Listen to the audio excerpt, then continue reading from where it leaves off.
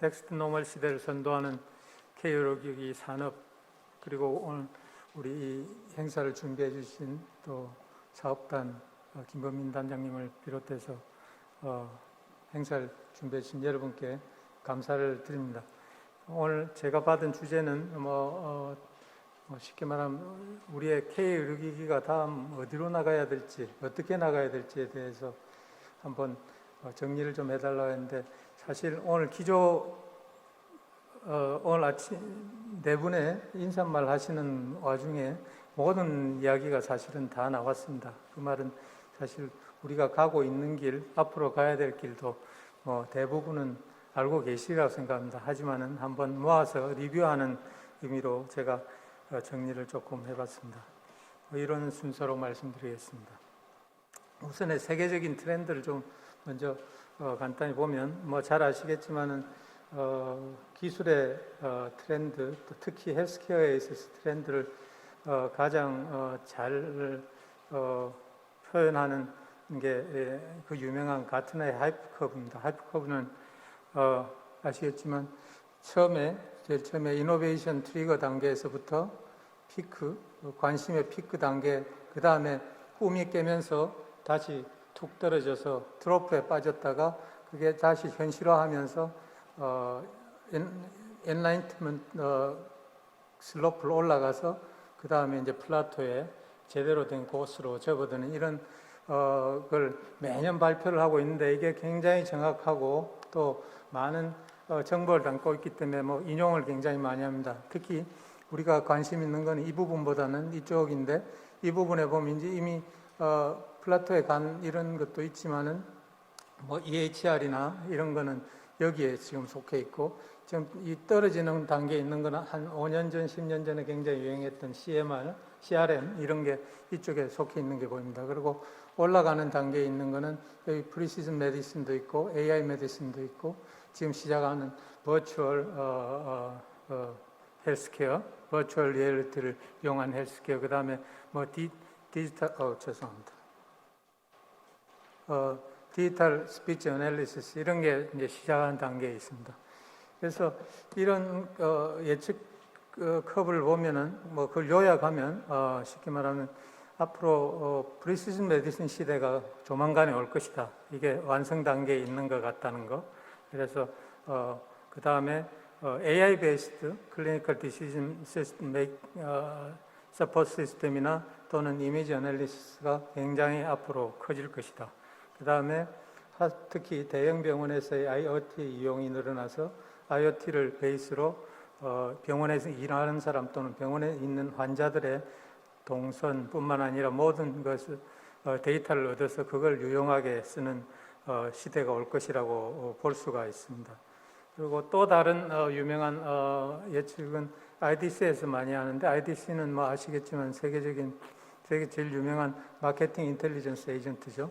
여기서 보면 앞으로 병원, 그다음 헬스케어에서 주로 관심을 둬야 될 거는 오토메이티드 리얼타임 데이터 컬렉션. 이거는 리얼타임 로케이션 시스템이나 또는 IoT를 통해서 데이터를 환자로부터, 의사로부터, 모든 기계로부터 다 얻어서 이걸 유용하게 쓰는 시대가 올 거고, 그 다음에 페이션트 인게이지먼트나 페이션트 임파워먼트가 굉장히 점점 더 커지는 시대가 올 것이다. 그리고 하스피탈 로보틱스가 지금은 주로 많이 쓰는 게 물건 다루고 간단한 아주 프리미티브한 일에 쓰지만 점점 더 발달해서 로보틱스가 굉장히 많은 일을 할 것이다.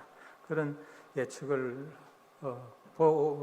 주고 있습니다. 그리고 KPMG 같은 데서도 이건 특히 산업의 앞날에 대해서 많은 이야기를 하고 있는데, 앞으로는 점점 더 커넥티드 헬스, 그래서 모바일이나 웨어러블을 써가지고 언제 어디서나 헬스케어를 받을 수 있는 이런 커넥티드 케어가 을 받는 더 주목을 받게 될 것이고, 그 다음에 프리시즌 메디슨이 점점점 발달할 것이고 더 현실화할 것이다. 그리고 새로운 테크놀로지에 지금 특히 버추얼 리얼리티나 AI, 3D 프린팅 등등 이런 것이 점점 헬스케어 융합이 더 될 것이라는 게 이제 앞으로의 예측들입니다.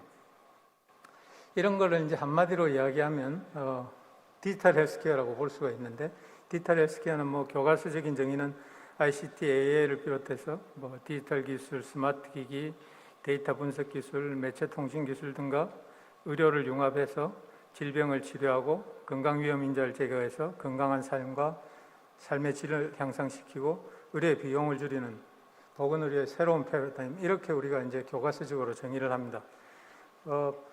뭐 단순히 이게 교과서에 나오는 말은 아니고 영국 같은 데서는 영국의 NHS는 우리나라 복지부하고 보건공단하고 합쳐놓은 것 같은 보건의 모든 것을 책임지고 있고 상당히 진보적이고 혁신적인 기관이죠.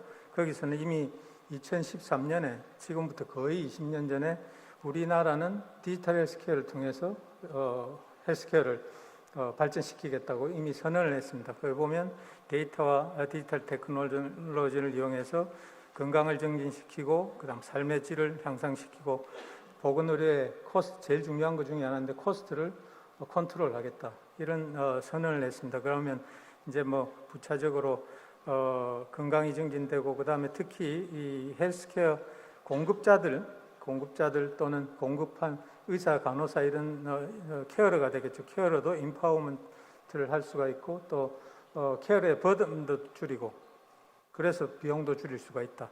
그리고 새로운 의학과 치료 방법을 이를 통해 개발할 수 있다. 이렇게 이미 아주 유명한 선언을 냈습니다. 그래서 사실 이번 코비드 사태에서 영국이 저렇게 발빠르게 할 수 있었던 것도 백신 개발을 제일 먼저 했죠. 여러 가지를 굉장히 빨리 했는데 이런 배경이 큰 도움이 됐으리라 생각합니다. 근데 그러면 왜 갑자기 지금 2000년 들어와서 지금 한 10년, 15년에 갑자기 모두가 이렇게 이런 난리인가? 왜 갑자기 이렇게 디지털 헬스케어를 비롯해서 전부 다 바빠졌는지, 그거는 설명을 할 수가 있습니다. 첫 번째는 기술의 진보가 최근에 와서 기술의 진보 커브는 잘 아시겠지만 이런 커브죠. 그래서 처음에 슬로프가 완만하다가 점점 빨라지는데 지금 굉장히 빨라지는 단계에 있습니다. 모든 게. 그래서 이 기술의 진보가 큰 역할을 했다고 생각합니다. 그래서 특히 컴퓨팅 파워는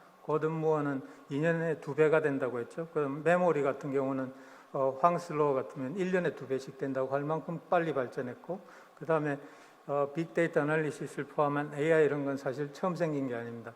60년 전에 1950년대 40년대 이미 베이직 프린시플하고 모든 게 생겼지만은 테크놀로지나 여러 가지 툴이나 또 데이터 처리 과정에 우리가 벽을 넘지 못해서 한동안 없어졌다기보다 이렇게 조금 내려왔다가 지금은 아주 마치 모든 걸 해결할 수 있는 것 같이 발전을 했습니다. 또 하나는 DNA입니다. DNA는 1984년에 제임스 왓슨이 처음 이게 이중 나선 구조로 되어 있고 4개의 연기로만 이루어져 있다는 걸 발견했죠. 그러고 나서 1990년부터 2000년까지 미국이 그 당시 돈으로 5조 정도 됩니다. 3빌리언, 4빌리언 정도 되니까요. 그걸 투자해서 그때 이제 콜린 그 유명한 지금 FDA 장을 맡고 있는 콜린 데이비스가 이걸 맡았죠. 그래서 첫 번째 사람의 유전자 서열을 밝혔습니다. 10년 걸렸습니다. 첫 번째 사람. 그러니까 돈이 한 5조 정도 들어서 사람의 진정한 유전자 DNA 애널리시스를 성공적으로 해내고 그걸 빌 클린턴이 아주 자랑스럽게 발표를 했죠. 그런 DNA를 알게 되면서 사람의 본질을 알게 된 거하고 똑같습니다. 그럼 쉽게 말하면 우리 설계도를 이제 보게 된 거죠. 그러면서 이제 심지어 그 설계도 안에 있는 여러 가지 에러 이런 걸 고칠 수도 있게 되고 리드로어도 할 수가 있고 리라이트도 하게 돼요. 그런 시대가 왔습니다. 또 하나는 임상 데이터를 모을 수 있는 툴이 사실 실제로 글로 쓰는 거 외에 거의 없었는데 EMR, PHR 이런 게 생기면서 전부 전자 데이터, 전자 의무 기록이 생기면서 그게 가능해졌습니다. 전자 의무 기록도 사실은 나온 지는 굉장히 오래됐지만은 활성화되지 못해서 특히 미국 같은 경우는 2008년에만 해도 전자 의무 기록 가지고 있는 의료기관이 8%밖에 안 됐습니다. 전 미국에. 그걸 미국에 한 25조를 들여서 10년 동안 2016년에 95%로 올려놨죠. 그게 하이테크 법안을 만들고 25조의 예산을 내어서 만든 겁니다. 그럼으로써 데이터를 모을 의료 데이터를 모을 이 그릇이 생긴 겁니다. 또 하나는 모바일이었습니다. 잘 아시겠지만 2006년에 아이폰이 2003년에 생기면서 세상을 완전히 바꿨습니다. 세상 바꾼 중에 제일 큰 게 사실은 헬스케어입니다. 모바일 디바이스가 생기면서 바꿀 수 있는 게 많지만은 헬스케어에서의 역할이 굉장히 제일 크다고 생각합니다. 그래서 이런 기술적인 진보 거기에 대해서 세상이 바뀌었습니다. 이제 소비자들이 전부 나도 모든 일에 끼이고 싶어하고 결과만 보는 게 아니라 과정에 전부 참여하고 싶어합니다. 그런 인게이지먼트, 그다음 임파워먼트가 생기면서 문화가 바뀌었습니다. 이런 게 전부 하나로 뭉쳐서 지금의 디지털 헬스케어, 지금 헬스케어 같이 된 겁니다. 2000년만 해도 돌이켜 생각하시면 아프면 병원에 갔습니다. 병원에 가서 약 먹고 수술 받고 나으면 다시 돌아오면 저는 정상인이고 헬스케어하고는 이제 관계없는 사람입니다. 그러다 또 아프면 병원에 가고 그래서 의료는 병원에서만 이루어지는 일이었습니다. 그러다가 통신기술이 발달하면서 먼 데서도 서로 의료를 교환할 수 있는 그게 이제 소위 말하는 원격 의료죠. 원격 의료라는 개념이 2004년에 처음 생겼고 그 다음에 모바일 디바이스가 나오면서 그냥 단순히 먼 데가 아니고 아무데나 또는 어디서나 anytime, anywhere 헬스케어를 제공할 수가 있게 됐습니다. 그걸 우리 유비퀴터스 헬스케어라고 해서 유헬스라고 이제 그런 단어가 생겼죠. 조금 전에 아까 먼데 한 거는 그때 원격 의료란 말이 생겼고 그러다가 우리가 우리 몸에 아까 그 본질을 이제 잘 알게 됐다고 했지 않습니까? 이제는 가만 보니까 환자가 따로 있고 일반인이 따로 있고 이런 게 아닙니다. 모두가 한 사람인데 이게 어느 순간에 조금 더 요 선에서 내려가면 우리가 환자라고 칭하고 조금 올라가면 일반인이 되는 거라서 이렇게 해서는 안 되고 전주기적으로 사람도 전주기에 태어날 때부터 끝까지 전주기적으로 관리하면 밑으로 처지는 커브를 막을 수가 있다는 것도 알게 됐습니다. 그래서 모든 사람을 케어하는 이런 단계를 우리가 이제 어떤 사람 웰리스 케어라고 이렇게 이제 헬스케어의 변연이 무지하게 넓어진 겁니다. 거기에 이제 언론이나 대중의 관심을 크게 끈 게 프리시즌 메디슨 이니셔티브를 2015년에 오바마 대통령이 연두교수에서 이런 발표를 했죠. 미국은 개인 건강 정보를 바탕으로 해서 짧게는 곧 암하고 당뇨병을 정복하고 나아가서는 모두가 건강한 그런 개인과 사회를 만들겠다. 이런 선언을 했습니다. 그때만 해도 이게 참 철학적인 이야기구나 했는데 이게 그렇지 않다는 게 이제 곧 밝혀졌죠. 그래서 프리시즌 메디슨은 결국에 데이터 이야기입니다. 임상 데이터, 라이프 로그 데이터, 그 다음에 내 몸이 갖고 있는 지네틱 데이터, 모든 걸 다 모아서 이걸 이 코트의 데이터는 쉽게 말하면 정상치 데이터라고 생각하시면 됩니다. 100만 명의 정상치 데이터하고 비교를 하면 내가 위치가 어디에 있는가를 알게 됩니다. 요게 내가 문제가 뭐가 있는가 알게 되고 그렇게 해서 빅데이터 애널리시스를 통해서 퍼스널라이즈 되고 그다음 프리사이즈한 헬스케어를 제공한다. 이게 이제 프리시즌 메디슨인데 이렇게 되면 이런 모든 과정을 다 합치게 되면 결국은 의료의 패러다임이 완전히 바뀌는 겁니다. 의료의 패러다임이 지금까지는 단순히 경험적인 진단과 치료, 이거는 지난 몇천 년 동안 계속했던 거죠.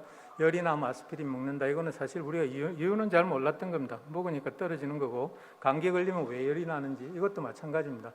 그런 식의 접근인데 이제 질병의 메커니즘을 바탕으로 한 진단과 치료, 그 다음에 획일적인 치료에서 개인 맞춤형 치료, 이제 개인의 차이에 대해서 맞출 수 있게 됐습니다. 예전에는 쉽게 말하면 폭격을 융단 폭격하는 셈이죠. 암 이러면 암에 분류나 이런 거 관계없이 그냥 이만한 폭탄 안에서 암이 살면 암이 살고 사람이 살면 사람이 살고 둘 중에 하나가 죽으면 그런 식으로 했는데 지금은 쉽게 말하면 저격수가 싸움하는 것과 똑같습니다.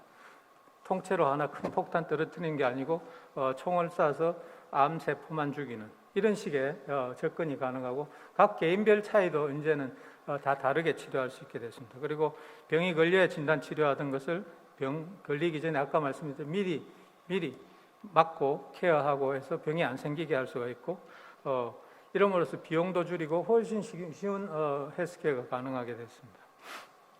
보건의료 체계도 마찬가지인데 지금까지 치료 중심에서 이제 예방 중심, 그다음 공급자 중심에서 소비자 중심, 뭐 쉽게 말하면 환자 중심이죠.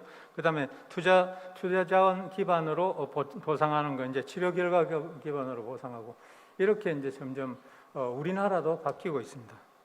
그래서 이렇게 되면 이제 새로운 헬스케어 패러다임, 새로운 헬스 패러다임에서는 아까 말씀드린 이런 조기 치료, 조기 발견 이런 걸 통해서 의료의 질과 수준도 향상시키고 말아 안전성도 확보할 수 있고 효율적으로 할 수 있고 하고 우리가 참 모두가 굉장히 고민하고 있는 의료비 절감에 아주 큰 역할을 할 수가 있습니다. 그리고 이걸 통해서 지금 모든 나라가 우리나라 의료 시스템이 과연 10년, 20년 뒤에 지속 가능한가에 대해서 고민을 하고 있습니다. 특히 미국은 더 그렇고 우리나라도 뭐 그게 예외가 아닙니다. 거기는 고령화, 그다음 뭐 하여튼 뭐 생각해야 될 게 너무 많아졌죠. 그렇지만 이게 큰 역할을 하리라고 생각하고 그 다음에 산업화와 새로운 시장, 일자리 창출에 굉장히 큰 역할을 할 겁니다. 그러므로서 이제 궁극적으로는 모든 국민이, 모든 사람이 건강하고 오래 사는 이런 걸 할 수가 있으리라 생각합니다. 이 경제적인 이익은 계산하면 하도 큰 돈이 돼서 할 수 없지만 하여튼 이런 예측도 하고 이러니까 이제 옛날에는 헬스케어 하면은 병원 그룹, 그다음 보험회사 이런 데서만 관심을 가진 거 이제는 뭐 잘 아시겠지만은 뭐 빅텍, 자이언트 모두가 헬스케어에다 발들이고 있습니다. 아주 그것도 심각하게 발들이고 있습니다.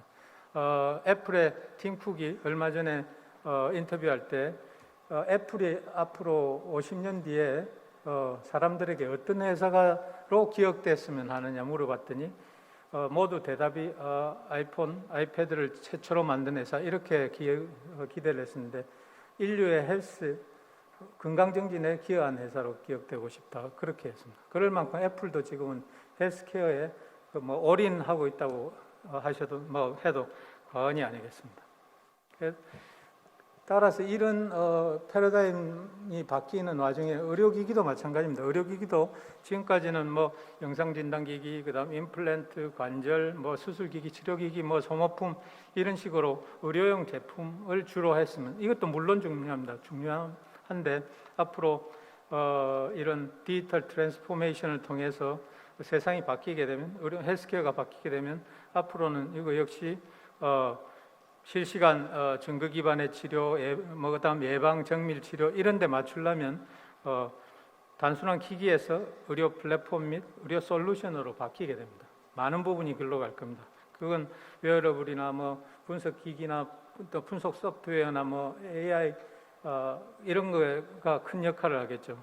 그렇게 해서 의료기기도 굉장히 큰 트랜스포메이션, 그다음 패러다임 체인지가 있을 걸 충분히 예측할 수가 있습니다.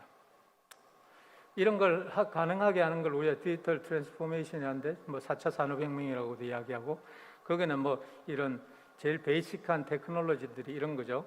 인터컨티넨탈 발리스틱 미사일이 아니고 IoT, 클라우드, 빅데이터, 모바일 이런 걸 우리가 뭐 ICBM이라고 그럽니다. 뭐 쉽게 이야기하려고 이런 게 배경에 깔려 있는 겁니다. 그래서 이걸 하나씩 잘 알아야지 사실 우리 의료기기도 어떻게 변해야 될지도 알 수 있습니다. IoT 같은 경우는 쉽게 말하면 센서의 네트워크가 달린 거죠. 스스로가 센싱한 걸 스스로 밖으로 보낼 수가 있는 걸 우리가 IoT라고 그러는데 뭐 의료뿐만 아니라 온데 지금 안 쓰는 거 없습니다. 좀 모두 다 하나씩 IoT 몇 개씩은 다 들고 어딘가에 붙이고 계십니다. 지금 의료에서는 특히 이제 소위 웨어러블이라고 말해서 뭐 머리끝부터 발끝까지 잠자는 데부터 근육의 움직임까지 모든 걸 지금은 다 모니터할 수 있습니다. 이걸 통해서. 그리고 뭐 애플워치 차고 계신 분 또 삼성워치 차고 계신 분 많으시겠지만 굉장히 많은 일을 하고 있죠. 이게 이미. 그리고 병원에서도 이런 IoT를 이미 환자들에게 굉장히 많이 쓰고 있습니다. 그 다음에는 모바일 헬스인데 모바일 헬스는 환자 중심적이고 환자 참여적인 이 헬스케어를 위해서는 환자의 포털 또는 개인 건강 기록, 그다음 모바일 헬스, 그다음 오픈 노트 이런 걸 통해서 자기의 정보를 접근하고 정보를 가지고 있어야 됩니다. 요거를 우리가 모바일 헬스라고 그러는데 여러 회사나 또는 기관마다 만듭니다만 우리 분당서울대학교 병원 같은 경우도 헬스포유라는 모바일 이런 PHR을 만들어서 우리 이게 등록한 사람은 자기 정보를 바로 볼 수 있습니다.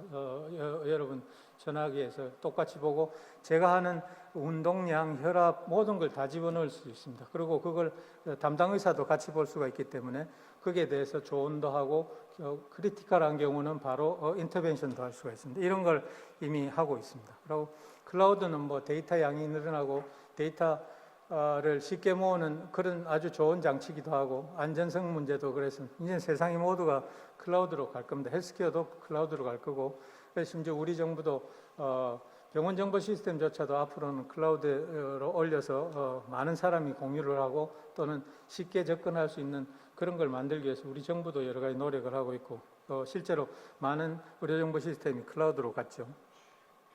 그 다음에 이제 늘 말하는 빅데이터는 빅데이터인데 사람 자체가 하여튼 데이터 창출기입니다. 요새는.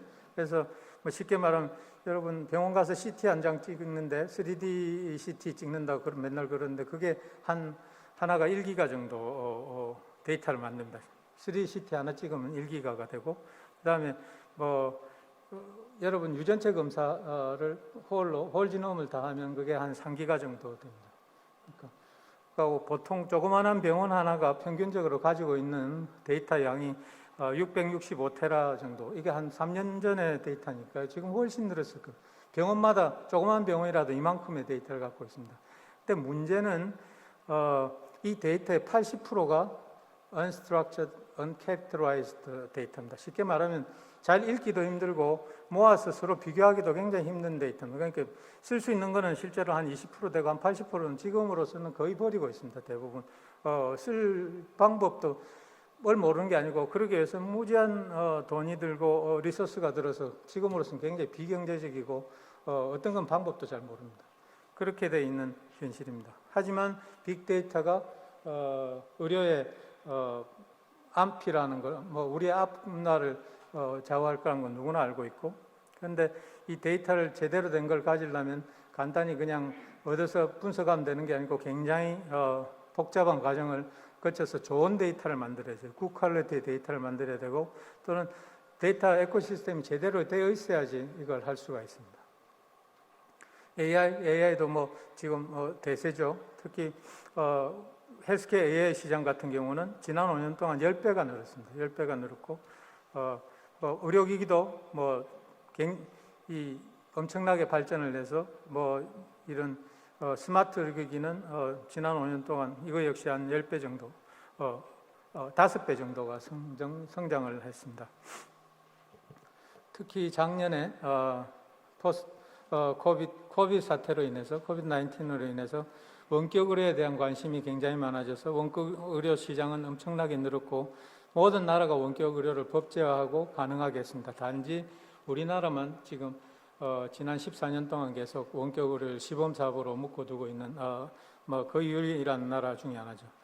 이런 와중에 우리 K의료기기, 우리나라 의료기기 시장은 세계 의료 시장이 지난 5년 동안 한 4.5% 정도 성장했는데 우리는 한 10% 정도 굉장히 빠른 성장을 보였고 세계 의료 시장은 미국이 한 반 정도 차지하고 있고 EU가 25%, 일본이 한 10%, 나머지가 중국 이렇게 차지하고 있습니다.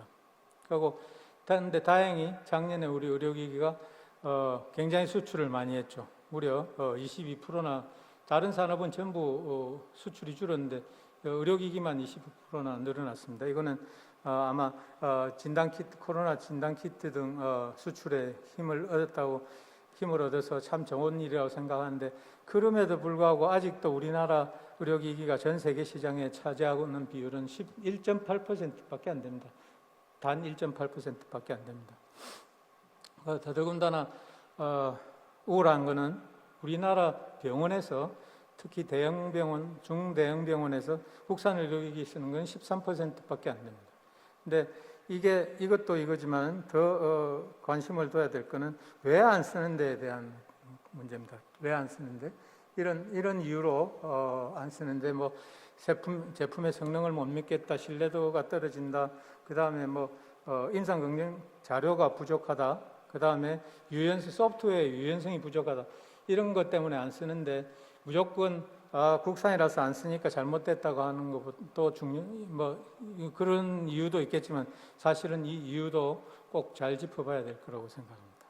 그래서 우리 정부에서는 이대로 두면 안 되겠다 해서 의료기기 산업 육성을 위한 기반 구축을 위해서 의료기기법도 제정하고, 그 다음에 본부처 전주기 의료기기 연구개발 사업 같은 연구개발을 지원하고, 또 글로벌 시장 진출을 활발하게 지원하고 있습니다. 그래서 그 대표적인 게 이제 오늘 이 행사를 주관하는 본부처 전주기 의료기기 연구개발 사업단인데, 이건 기술 개발부터 인허가 시장 진출까지 전주기를 맞춤형으로 지원해서 R&D 투자의 효율성을 높이고 성과를 극대화해서 지속 가능한 R&D 선도 플랫폼을 만든다. 이게 이제 우리 사업단의 비전입니다. 그래서 앞으로 10년 뒤, 29년이니까 얼마 안 남았지만은 그때는 세계 시장의 3.5%를 점유하겠다. 이게 이제 우리가 가고자 하는 거고, 조금 전에 설명 들으셨겠지만 이렇게 모든 부처가 모여서 하는 것도 굉장히 드물고 귀중한 일이라고 생각합니다. 그래서 6년 동안 앞으로 한 1조 2천억의 예산을 가지고 400개 과제, 그 다음에 7개 사업을 지원을 통해서 사업단 중심의 일관성 있는 지원, 그 다음에 전주기 통합 지원, 그걸 또 규제 극복, 이런 거를 이제 진행해 나갈 예정입니다. 사업단의 이제 3대 전략은 선제적인 경쟁 우위를 확보하고, 그다음 시장 경쟁력을 강화하고, 네트워킹과 브랜드화를 강화하겠다. 이게 우리 사업단의 3대 전략인데 각각의 실행 전략이 있습니다. 그래서 올해만 해도 약 2천억에 관한 가까운 돈을 한 350개 신규 또 기존 과제를 지원하고 있습니다. 내년에는 더 확대될 예정에 있습니다. 이런 사업은 여러 개 있습니다. 또 하나 이제 소개할 만한 거는 AI 정밀의료 솔루션, 닥터앤서 2.0이라고 하는데, 이런 소프트웨어 as 메디컬 디바이스의 개념. 요새는 메디컬 디바이스가 꼭 하드웨어만 있는 게 아니라서 소프트웨어에 그게 중심이 있다고 생각하는데, 정밀의료 솔루션을 개발하는 과제도 있습니다. 그래서 12개의 질병을 택해서 24개 솔루션을 만들어서 인허가까지 받는 겁니다. 이거는 과기부가 지금 주관하고 있고, 12개 질환은 위암부터 폐암, 간암, 또 폐렴, 이렇게 여러 가지 우리나라에 제일 흔한 12개 질환을 가지고 30개 이상의 종합병원, 그 다음에 18개 기업이 참여해서 앞으로 3년 동안 한 340억의 예산으로 진행하게 됩니다. 그래서 국민 체감 AI 서비스를 제공하고 AI 기술의 경쟁력을 확보하고, 그 다음에 생태계를 마련하는 이런 것도 우리 정부가 하고 있습니다. 또 정부만 이런 일을 하는 게 아니고 사실은 각각 병원 단위도 부단한 노력은 하고 있습니다. 제가 몸담고 있는 분당 서울대학교병원 같은 경우도 융합연구 클러스터를 만들어서 이걸 통해서 산학연병이 같이 하는 그런 연구 산업화를 지난 한 4년간 같이 해왔습니다. 그래서 거기는 한 3,500억을 들여서 헬스케어 혁신파크를 만들고, 이게 한 25,000평 되는 연구단지인데, 여기에 한 30개 기업, 그 다음에 연구시설, 그 다음에 의료기기 산업학과, 그 다음 융합의학과 등 아카데미아, 그 다음 모든 것을 다 한꺼번에 넣어서 지금까지 운영을 한 4년간 하고 있습니다.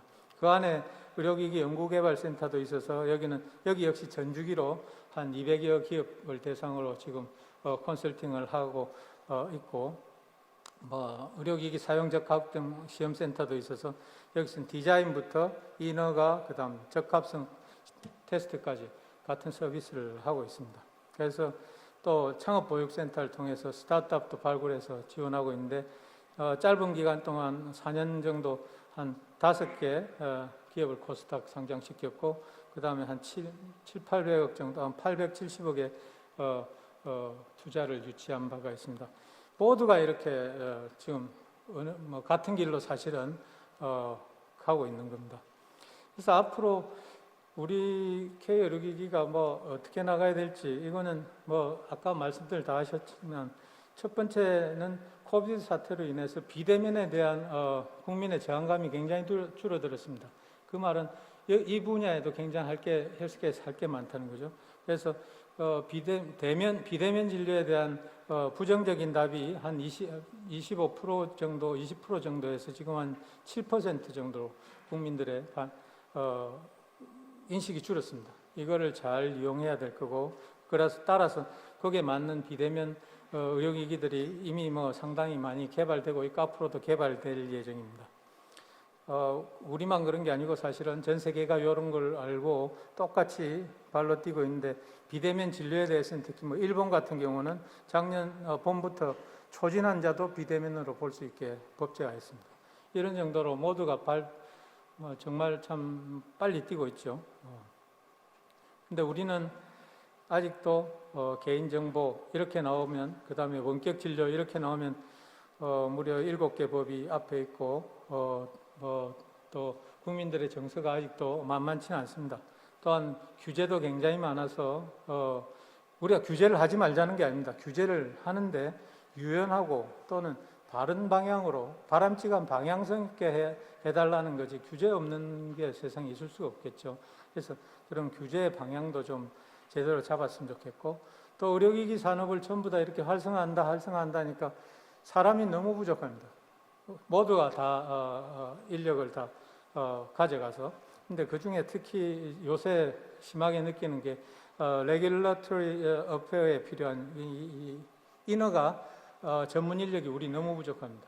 이게 없으면 사실은 산업화가 안 되는데, 그래서 거기에 대해서도 우리 정부가 좀 인력 양성도 하고 또는 이런 프로그램을 좀 개발해 줬으면 하는 바람이 있고, 그 다음에 의료기기 안전성이 지금 문제가 되고 있습니다. 이것도 지난 5년간 의료기기 이상 사례로 보고된 게 한 10배 늘었습니다. 10배 늘은 게 업체도 많이 늘어났고 산업 규모도 커졌지만은 많은 게 유효성, 안정성을 빨리 알아챌 수 없는 그런 의료기기가 굉장히 늘었습니다. 그래서 그냥 넘어갔더니 나중에 문제가 있더라, 이런 것도 많아지고 해서 여기에 대해서도 우리가 대책을 세워야 됩니다.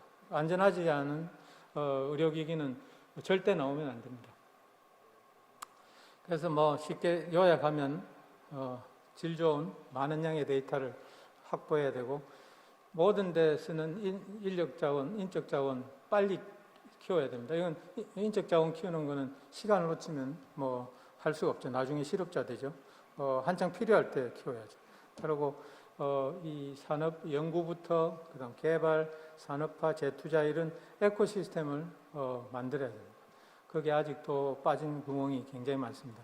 이런 걸 하나씩 제대로 하면은 우리도 한 5년, 10년 안에 우리 사업단의 계획 기간이 끝나는 동안에는 아마 국민건강, 의료부 위절관, 그다음 새로운 성장 동력, 일거리 창출 이런 4마리 토끼를 다 잡는 날이 오리라고 확신합니다.